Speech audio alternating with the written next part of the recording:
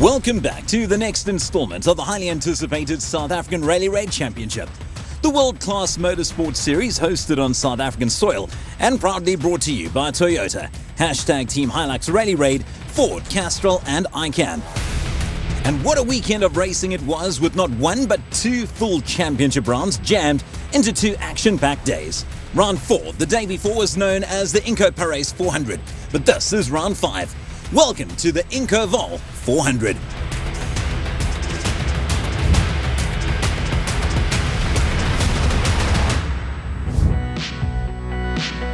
We return to the beautiful Stonehenge River Lodge on the outskirts of Paris and on the banks of the Vaal River. The Free State town of Paris and its famous river is home to many things, but for this one weekend in the year, it is home to the fierce battles that take place in the hotly contested South African Rally Raid Championship. Although the crews would have a pretty good idea of what was to come on the Saturday of the weekend's racing, seeing that they just completed 400 kilometers of Free State farmland roads the day before, the route for the Inco Vaal 400 is mostly different and on virgin terrain. The conditions, however, were still harsh. The early morning freezing temperatures would soon give way to a hot winter's day, but one with lots and lots of choking dust and very little or no wind to blow it away. There were two more things that remained consistent over the two races. Stonehenge once again provided the perfect venue to host nearly 40 race teams, their crews and cars, and the hordes of spectators who came down to share in the action.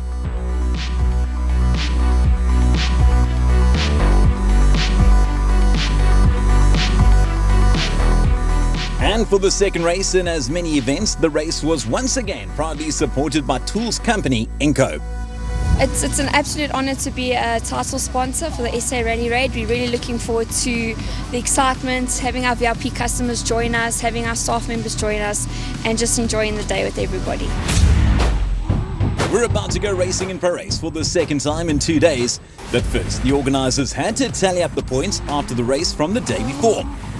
In golf, they call it moving day, and this was indeed the time in the championship to make a move for anyone who had any championship winning aspirations. Following 2 wins from the 4 races so far in 2024, the name at the top of the pile belonged to Henk Lategan, who has collected 98 points so far, or 17 points more than his teammate Guy Bottrell. Bottrell, the winner from round 4, has a small cushion of just 4 points over yet another teammate in the form of Janelle de Villiers, with the Blickner brothers, Rashian Battis, occupying 4th.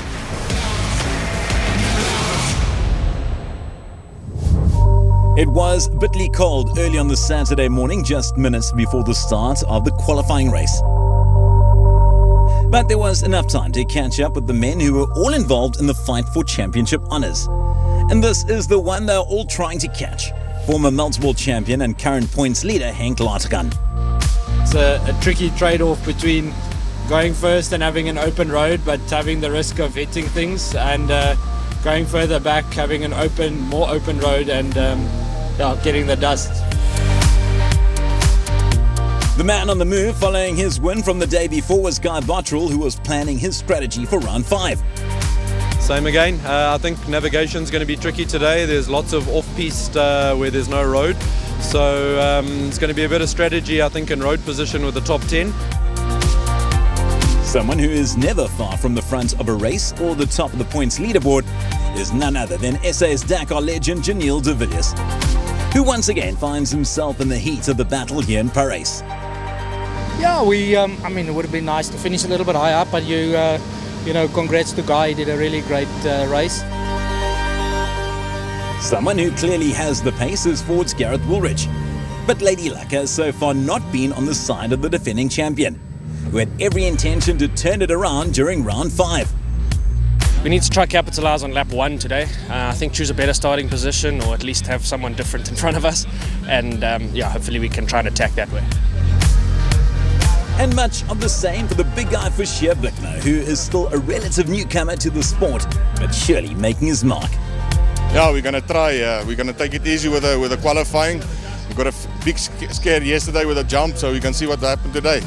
We are still in Paris for the second half of the double-header of the SARRC. It is round 5, the Inco Vaal 400. Round 4 saw Guy Bottrell and Dennis Murphy capture their first victory of the season for Toyota Gazoo Racing.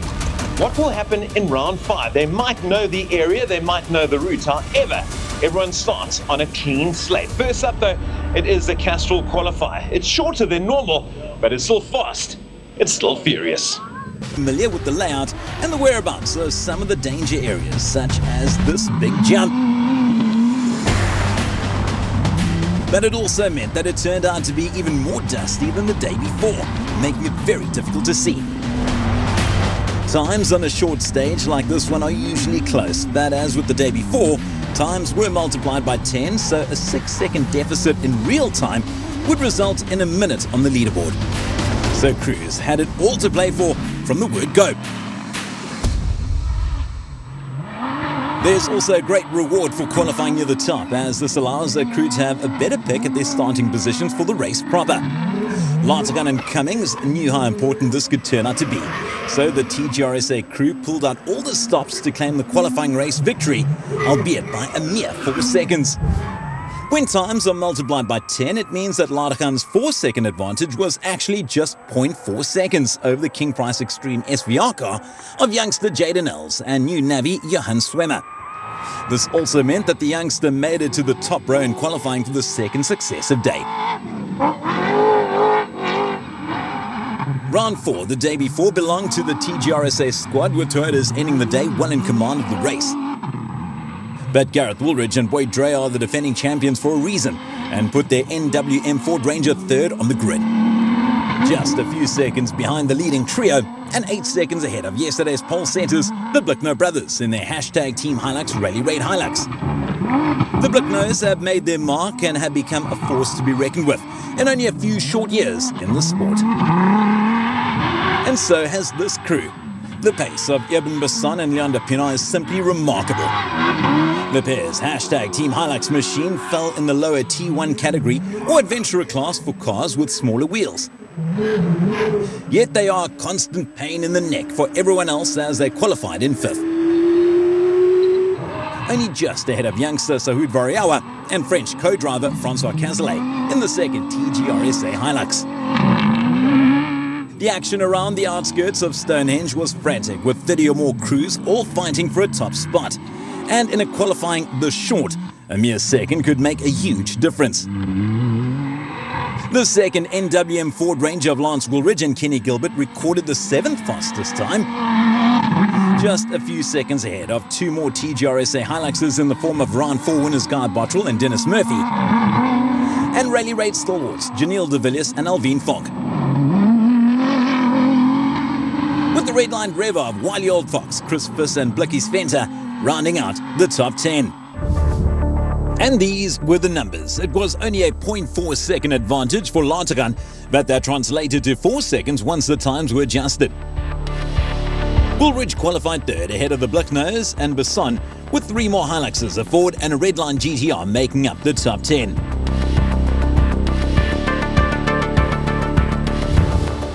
And this is why qualifying is so important. The top 10 teams get to draw for their starting positions for the first stage of the main event. This is an important part of the race, especially at an event like Paris, where the so-called roads can change after every car, and where dust plays a huge role. The race can almost be won or lost by making the right or wrong decision.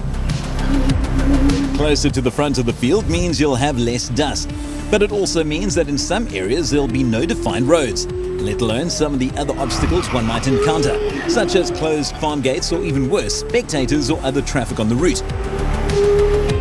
This has happened to Henk Lartigan more often than not in the past, but even so, the race leader chose to start his campaign from first on the road, obviously thinking that dust was going to have a huge influence. Teammate de Villiers would end up riding shotgun for Lartigan from second on the road, ahead of Bottrell and Blicknow and Variawa. The Ford duo of the Woolridge brothers would start in 6th and 7th respectively, ahead of Els, Visser and Basson. Goes for the back of the pack. This was it, just a short time after the conclusion of the Castrol qualifying race. The crews lined up under the Inco Arch at Stonehenge for the start of the Inco Vaal 400, round 5 of the hotly contested South African Rally Raid Championship. This is where the country's best dirt drivers end up fighting for one of the most coveted crowns in South African motorsport. But first, the matter of the 400 kilometers between the contestants and potential glory. The day's action would once again be split up in two identical stages, totaling nearly 400 kilometers in distance. It would mostly be on fresh roads, although some sections were going to overlap with the route from the day before. And at 9:45 on a freezing cold Free State morning, it was Henk Ladegan and Brett Cummings who dropped the hammer to get the race underway. The multiple champions didn't waste any time either. Ladegan set a blistering pace from the word go in his efforts to claim yet another victory, but this time the TGRSA duo had company. They were furiously chased by the two Neil Woolridge Motorsport Ford Ranger T1 Plus teams, the defending champions Gareth Woolridge and Boyd Dreyer, and brother Lance Woolridge and Kenny Gilbert, who elected to start from 6th and 7th place respectively, after qualifying 3rd and 7th. It was clear the boys in blue were determined to settle the score after missing out the day before, as the two NWM Fords were flying. It didn't take long for the Gareth Woolridge Ranger to pass the TGRSA Hilux of Ladegan on the timesheets. And after the first 100 kilometers of the day under the belt, the younger of the two Woolridge brothers extended his advantage over Ladegan to 42 seconds. Ladegan was under fire because at this point of the race, the second NWM Ford in the hands of Lance Woolridge and Kenny Gilbert was now also breathing down his neck. Just a further 6 seconds adrift. So the age-old rivalry between Ford and Toyota was once again in full swing. Also in the chasing pack were the TGR Hilux teams of Janelle de Villiers and Alvin Fonk, who elected to start from second on the road. The winners of the Inco Paris 400 the previous day, Guy Bottrell and Dennis Murphy, who started round 5 in 3rd position after qualifying 8th, and youngster Sahud Variawa and Francois Cazalet, who started their challenge from 5th. Like the previous day, Jaden Els and Johan Swem in the King Price Extreme SVR were once again in the mix and surrounded by big names such as Chris Fiss and Albertus Venter in their Redline Revo GTR. While the leading team in the Adventurer T1 class, Eben Basson and Leander Pienaar, in the hashtag Team Hilux Rally Ray Toyota, who were 5th fastest after the short qualifier and started in 10th. But 10th soon became 9th as they managed to sneak past the GTR Visser on the overall standings nearing the end of stage 1. A few more kilometers remained before the crews could return back to the designated service park for a well-earned rest. But a few kilometers can also decide the outcome of the overall race. When the flag was waved to signal the end of stage 1, or the halfway mark of the Inco Vaal 400, it was Gareth Woolridge who managed to hold on to a margin of just 50 seconds over rival Ladegan, who was the red and black Toyota in the blue Ford sandwich. As older Woolridge Lance had reached the DSP, just a further 22 seconds adrift. The stage was set for an epic showdown. As always, the battles in the overall top 10 were fierce, with youngster Sahud Variawa and Francois Cazalet the best of the rest at this crucial part of the race. Variawa had a slender lead over teammates Guy Bottrell and Dennis Murphy, who in turn had a determined crew in the form of the Blickner brothers breathing down his neck. The big men from Witbank are impressing more and more with every outing, and this was no different. Behind the Blickners, two Redline Revo GTRs managed to reach the halfway mark well inside the top 10. The first one was no surprise, as it included the crew of Rally Raid veteran Chris Visser, but the visiting Dutch duo of Rens Hofstra and local lad Wade Harris were having an impressive run to be inside the top 10 and just 40 seconds behind their teammates. Basson and Pienaar were next on the timesheets and of course in the lead of the adventurer class, but also keeping legendary driver Janelle de Villiers at bay, who had slipped to 10th overall at this part of the race after losing a few valuable minutes towards the end of the loop. De Villiers wasn't the only one. Jaden Els and Johan Swem also started the day with race-winning pace, but a setback near the end of the stage dropped them down to outside the top 10, just ahead of Johan de Bruin and Adrian Rutz in the Redline Revo, who of course was competing in the adventurer class against the likes of Eben Basson, who was a little further up the field. Time for a breather for both man and machine at the halfway mark of the Inco Vaal 400 here at Stonehenge on the banks of the Vaal River. And time to catch up with some of the main players Lartigan was the first car on the road for the entire morning, but only second on the overall standings. We always knew it was going to be a little bit tricky opening the road, and in some places there is no road, you have to go make one. And this was your current race leader, Gareth Woolridge. I think we got a better grid slot starting further back today. It was a better decision. There is a bit of a breeze blowing. More good news for the Ford camp as brother Lance was currently in third place. Yeah, really good. We made up a lot of time. We sort of just in Seward's dust. I think he's in Foucher's dust. The best of the rest at this point in the fight was youngster Sahud Variawa. That was a really tough loop, very quick, a lot of big rocks, a lot of places where you can go seriously wrong. Guy Bottrell currently found himself fifth in the standings and had his work cut out if he wanted to repeat his winning performance from the day before. If we take the puncture time out, I think we did really well, and then we got caught in the dust towards the end. But lucky for me and unfortunate for Janelle, he wrong slotted and I managed to get past him. And some insight from a man who knows a thing or two when it comes to strategies. Obviously, it's definitely an advantage being further back, so the guys further back again today are a lot quicker. The 30-minute service break also allowed an opportunity to catch up with the crew in command of the adventurer class, Yevon Bassan. First, let's call it 35 k's there. Across the river, crossing quite in a lot of rocks, but quite a lot of blind crests, but it's all good. While all eyes are mostly on the big-wheeled monsters in the T1 Plus class, as well as the T1 class, where the likes of Bassan and De Bruin do battle, another category exists with the aim of nurturing raw talent for the future. And in recent times, the Western Cape-based lady driver Puck Klaasen has made a name for herself in the so-called Challenger category. Alongside Dakar biker Sharon Moore, who turned navigator for this event, the young lady was enjoying the outing so far here in Paris. A lot of straights though, so I prefer when it gets a little more twisty and technical. But yeah, overall pretty good. It was time to strap in one last time in the very fast and competitive Vaal 400. Less than 200 kilometers remained and was all that stood between a number of tough races and victory. This was the same as the 200 kilometers they all tackled just before the break, so the pace was going to be hot. And with a whole host of Fords and Toyotas all still in the mix, even the fans who were brave enough to face the dust were bracing themselves for the fierce battle that was to follow. It was therefore no surprise that the race took its toll on a large number of crews who failed to reach the end of a tough event. Between the teams who could not see out the total race distance were the three Redline Motorsport Revo T1 Plus GTR teams who came so close before their luck turned in stage 2. Chris Fiss and Albertus Fenter ran into mechanical problems while Rinst Hostra and Wade Harris were forced to retire after hitting a ditch. A blown turbo on Dave and Tessa Klaasen's vehicle also resulted in their withdrawal. And after so much promised the race before and on this day, it all came to nothing for the big brothers in the hashtag Team Hilux Rally Raid machine when an integral part of the rear suspension cried enough after Foucher and Bertus Blickner hit one of the many obstacles along the way. Other teams who did not receive the checkered flag included the Dutch team of Rick van den Brink and Gerda Heymans in their Century Racing CR7 Audi twin-turbo. And the German driver Jürgen Schroeder with Ruckus Fourie reading the notes inside the older Nissan Navara VK50 that lost power steering and suffered numerous punctures. The two SSV Can-Am Maverick teams, Rupert Fourie and Monne van Rensburg, who won the class the previous day, as well as Darren Goodmans and Quinton Lessing, who retired for the second consecutive day, were also amongst the not-so-lucky.